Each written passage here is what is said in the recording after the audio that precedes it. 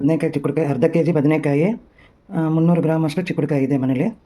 ಪಲ್ಯ ತೋರಿಸ್ಕೊಡ್ತೀನಿ ನೋಡಿ. ಈ ಥರ ದಪ್ಪ ದಪ್ಪಕ್ಕೆ ಹೆಚ್ಕೋಬೇಕು. ಚಿಕ್ಕುಡ್ಕಾಯಿ ನೀಟಾಗಿ ಬಿಡಿಸಿ ನೀರಿಗೆ ಹಾಕಿದ್ದೀನಿ, ಉಪ್ಪು ನೀರಲ್ಲಿ.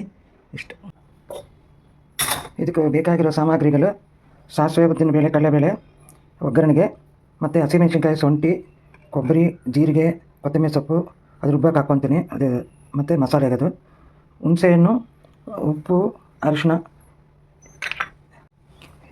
ಇದಕ್ಕೆ ಅರ್ಧ ಸ್ಪೂನ್ ಹುಣಸೆಹಣ್ಣು ಹಾಕ್ತಾಯಿದ್ದೀನಿ, ಅರ್ಧ ಸ್ಪೂನ್ ಉಪ್ಪು, 1 ಲೋಟ ನೀರು. ಎರಡಕ್ಕೂ ಕೂಗಿಸ್ಕೊಂಡ್ರೆ ಸಾಕು. ನೋಡಿ ಇವಾಗ ಬೆಂದಿದೆ ಇದು. ಇವಾಗ ಇದಕ್ಕೆ ಮಸಾಲೆ ರುಬ್ಕೊತಾ ಇದ್ದೀನಿ. ಅದು ಹಸಿಮೆಣಸಿನ್ಕಾಯಿ, ಶುಂಠಿ, ಒಂಚೂರು ಕೊತ್ತಂಬರಿ ಸೊಪ್ಪು, ಒಂಚೂರು ಜೀರಿಗೆ, ಕೊಬ್ಬರಿ. ನೋಡಿ ಎಣ್ಣೆ ಬಿಸಿಯಾಗಿದೆ. ಸಾಸಿವೆ, ಉದ್ದಿನಬೇಳೆ, ಕಡಲೆಬೇಳೆ, ಒಂದೇ ಒಂದು ಒಣಮೆಣಸಿನ್ಕಾಯಿ ಹಾಕಿದ್ದೀನಿ.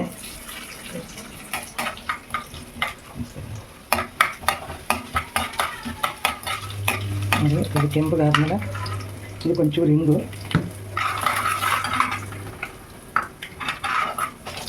ಇದು ಬದನೆಕಾಯಿ ಬಾಳೆಕಾಯಿ ಮಾಡ್ಬೋದು, ಬದನೆಕಾಯಿ ಆಲೂಗಡ್ಡೆ ಮಾಡ್ಬೋದು, ಬದನೆಕಾಯಿ ಕಾಳು ಹಾಕಿ ಮಾಡ್ಬೋದು, ನಾಲ್ಕೈದು ಥರ ಮಾಡ್ಬೋದು. ಅದು ನಾನು ಬದನೆಕಾಯಿ ಚಿಕ್ಕುಡ್ಕಾಯಿ ಹಾಕಿದ್ದೀನಿ ಆಗಿದೆ ನೋಡಿ. ಇವಾಗ ಕೊಬ್ಬರಿ ಅದು ಪೇಸ್ಟ್ ಮಾಡಿರೋದು. ನೀರು ಹಾಕಿದ್ರೆ ಈ ಥರ ರುಬ್ಕೋಬೇಕು. ನೀರು ಹಾಕಬಾರ್ದು. ಒಂದು 2 ನಿಮಿಷ ಬಿಡೋದು. ಮತ್ತು ಬೇಯಿಸಿರೋದು ಇದಕ್ಕೆ ಹಾಕ್ತಾರೆ.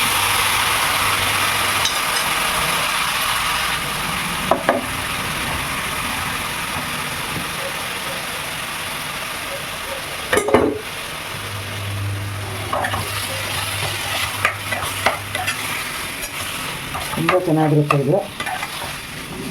ಇಷ್ಟಪಟ್ಟು ತಿಂತಾರೆ. ಇದನ್ನು ಚಪಾತಿಗೂ ಚೆನ್ನಾಗಿರುತ್ತೆ, ಅನ್ನಕ್ಕೂ ಚೆನ್ನಾಗಿರುತ್ತೆ. ಮೇನ್ ಅನ್ನಕ್ಕೆ ಇದು.